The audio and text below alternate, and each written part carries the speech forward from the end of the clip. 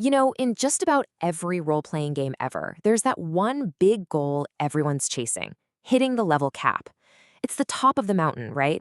The ultimate sign you've mastered the game. And in the world of Adventure Quest, that summit is level 150. For more than 20 years, players have been making that climb, but the way they get to the top, well, that couldn't be more different. So that leads us to the big question. You've got two heroes, both staring up at the same peak, both wanting to hit level 150. But what's the best way to do it? Is it the fastest, most brutally efficient route you can find, a straight line that cuts right through the game's code? Or is it the winding path, the one that's full of stories, challenges, and actual discovery? The answer to that really gets at two completely different ideas of what it even means to play a game in the first place. All right, so here's our game plan. First, we'll set the stage for the race itself. Then, we're going to follow the path of the optimizer, the player who treats the game like a science project. After that, we'll switch gears and trace the journey of the adventurer who sees it all as one big story. Then we'll put them head-to-head, grind versus quest, and wrap it all up by asking you, what kind of hero are you? So let's talk about this race to level 150. What's it all about? For years, it's been the game's ultimate test of pure dedication. And yeah, the destination, that shiny number 150, is the same for everyone. But the path you take to get there, that defines everything. It shapes how you remember the game, what your character stands for, and what you feel when you finally make it. It's not just about hitting the cap, it's about how you get there. To really get our heads around this, we're going to follow two totally different kinds of players. First, we have the optimizer. For them, the game is basically a giant math problem, and their whole goal is to find the quickest, most elegant solution. Then we have the adventurer. For them, the game isn't a problem to be solved. It's a huge, amazing world to get lost in, to experience every little part of. Okay, let's start with hero number 1. For the optimizer, Adventure Quest isn't some fantasy world. It's a system of inputs and outputs. Every monster has a specific XP value, every spell has a damage formula, and every single second not spent gaining XP is a second wasted. Their journey is, well, it's clinical. It's a scientific hunt for the fastest possible route to power. There is zero room for detours. And that brings us to the core belief of the optimizer, absolute total maximum efficiency. Every single thing they do, right from the very first click, is calculated to get the most XP in the least amount of time.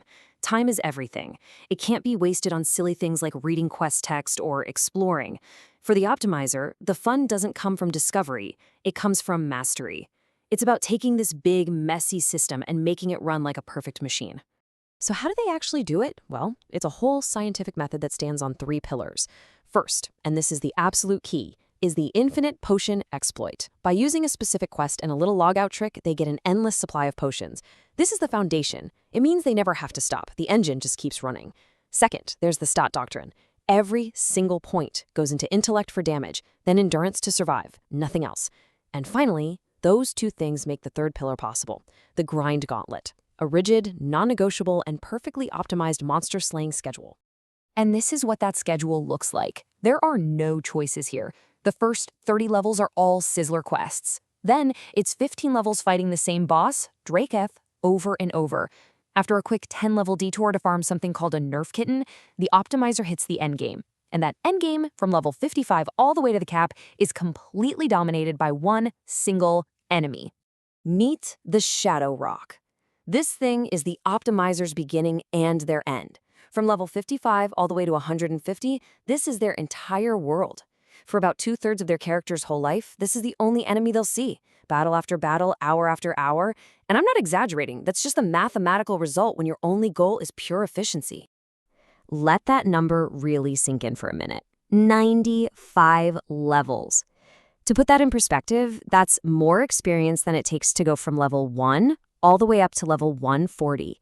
All of it earned from the exact same monster, using the exact same spells, in the exact same spot. The sheer scale of the repetition is just staggering. It's proof of a mindset that cares so much about the result that the process itself just becomes a formula you repeat endlessly. Now, you're probably thinking, wow, that sounds incredibly boring. But to the optimizer, it's the exact opposite. As the source material says, efficiency transforms repetition into meditation. This isn't a chore for them, it's a state of flow. They've mastered this one single task so perfectly that it becomes automatic, like a rhythm. Each 2-minute fight is just another perfect rep. The XP bar is their focus. This is where the whole theory of optimization becomes real. Okay, let's slam on the brakes and do a complete 180. We're leaving the optimizer's sterile laboratory, and we're going to follow our second hero, the adventurer. For them, the game isn't a system to be solved, it's a world to live in. They look at the map, and they don't see XP values. They see stories waiting to happen, secrets to find, and a real adventure to go on. This is what really drives the adventurer. It's the story, the excitement of discovery, and wanting a journey that feels earned, not just farmed out efficiently. They want to beat the villain because they care about the plot, not just because he drops the most XP. Reaching level 150 is still the goal, sure, but it needs to be the final chapter of a great story, a reminder of everything they've done along the way. The source material has the perfect way to describe this. If the optimizer's path is like a treadmill, it's efficient, it's predictable, but you're not actually going anywhere, then the adventurer's path is a long road trip. You might have a map, but you also take detours, you find scenic routes, you have breakdowns, and you stumble onto amazing, unplanned things. The whole point is that you never quite know what's around the corner. So unlike the optimizer's nice, steady graph of XP gain, the adventurer's path is an emotional journey. The first 50 levels are amazing, a time of pure curiosity where everything is new and XP comes easy. From 50 to 90, you get really hooked, you're deep into the game's biggest stories. But then, somewhere between level 90 and 120, you hit a wall. You realize the game's math, the XP curve, just isn't built for you. Progress slows to a crawl. And that's the real test. From 120 on, it's pure commitment. You're not doing it for the levels anymore. You're doing it to see how the story ends. And when you finally hit 150, it's not just relief, it's this deep, earned satisfaction. So what's the payoff for taking this much slower, tougher route? The rewards aren't something you can put on a spreadsheet, but they're huge. The adventurer gets this incredible understanding of the game's decades of lore. Their bank isn't full of optimized gear, it's a museum of memories, full of unique items from dozens of quests. Every level feels like you beat a real challenge, not just farmed a bird. It's always something different. You didn't just play a game, you had an adventure. And this quote right here just says it all. It's the ultimate reward. At the end of that long road trip, the adventurer can say something the optimizer can't. You didn't just hit the level cap, you experienced the game. That one sentence is why they did it.